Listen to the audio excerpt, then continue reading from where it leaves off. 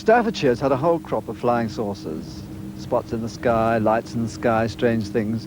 But the strangest of all was seen one day over this cottage. Mr. and Mrs. Roestenberg were living there, quietly, out in the country. And, well, you just tell me what you saw.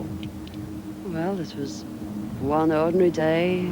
I was waiting for my husband to come home from work, and my two sons went to Seifert to school, and I was getting changed, and I heard this terrific noise. It was just like a giant cauldron of water being poured onto a fire, a shh sort of noise, you know. And my first reaction was, oh, the children. I thought maybe a plane was crashing or something like that. And I slipped my jumper on and went outside to find my two sons lying flat on the ground in the garden in front of the house, shouting, "Mummy, Mummy, there's a flying saucer." Well, naturally, I just said, "Come on, don't be stupid. Come in the house." But felt sort of a strange sensation. Wended my way up the side of the house to where we had a pump, where we used to get all our water from, and automatically looked up to see this, all I can describe, this huge Mexican hat. It was stationary, this thing, and it was bright silver in colour, and it had a dome. It was tilted to sort of, I could see the occupants in it. You saw people in it? I saw people in it. There were two people in there. These people were beautiful people. That's the only way I can describe them. They had long golden hair, like a page boy bob, just like the old kings. You used to see photographs of the old kings. And the colour of the hair was golden. Now, I was really... What were they dressed in? They had a sort of a polo neck jumper affair, like a ski top suit, in pale blue.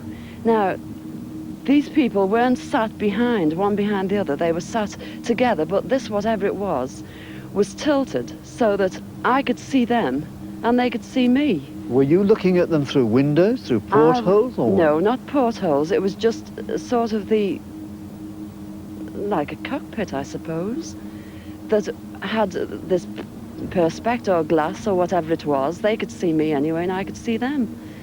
And they had beautiful faces. I shall never forget their faces as long as I live. Their foreheads seemed to be a bit larger than, you know, the bottom of their faces as normal people you would expect to see. But maybe this was just whatever they had round their heads, which was like a transparent fishbowl. And they just looked, and I was absolutely paralytic with fear. I couldn't move, although my mind was ticking over. And they looked so sympathetic that I was just mesmerized for what seemed to be, ages, but it could have only been seconds. And I turned to sort of look down at the boys, was unaware that they were with me because I was so absorbed. And the next thing, I looked up and it was gone. How low had it been? It had been the height, I couldn't tell you. But the house that you've seen, it was just on top of the roof. It was hovering on top of the roof. How big was it compared with the size of the house? It swallowed the whole circumference of the roof. I couldn't see, the roof was completely blotted out. The chimneys I couldn't see. All I could see was this massive object that I described as like a Mexican hat without the bubbles. And then it flew away sideways or upwards? No, I didn't see. I just looked up and it had gone. But I assume it went straight up, because for a short while after in the sky I looked around and I said to my two boys, "Well, can you see anything? Can you see anything?" And they said, "There it is, Mum," and they pointed up, and I watched it. It was just like a little cotton reel in the sky, and it circled us 3 times. It went round 3 times, and then it just shut off, and that was it.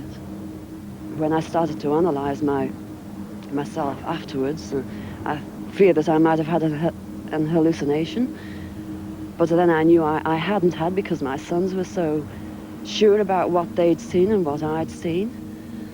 And it went through my mind that it was a secret weapon from Russia, and then I thought, well, it can't be that, because if they had something like that, they wouldn't need to fear anybody or anything. Were you scared by it? Did you run Oh, indoors? I was petrified. I couldn't move. I couldn't move a muscle. I was paralyzed with fear. But now I wouldn't be. Because now, when I look back, you know, I think, what an amazing thing to have happened, and for me to have seen it. And when your husband came home, where were you? Well, when my husband came home from the office, I was locked in the house with my children, under a big kitchen table that we were using. Under the table? Under the table, yes.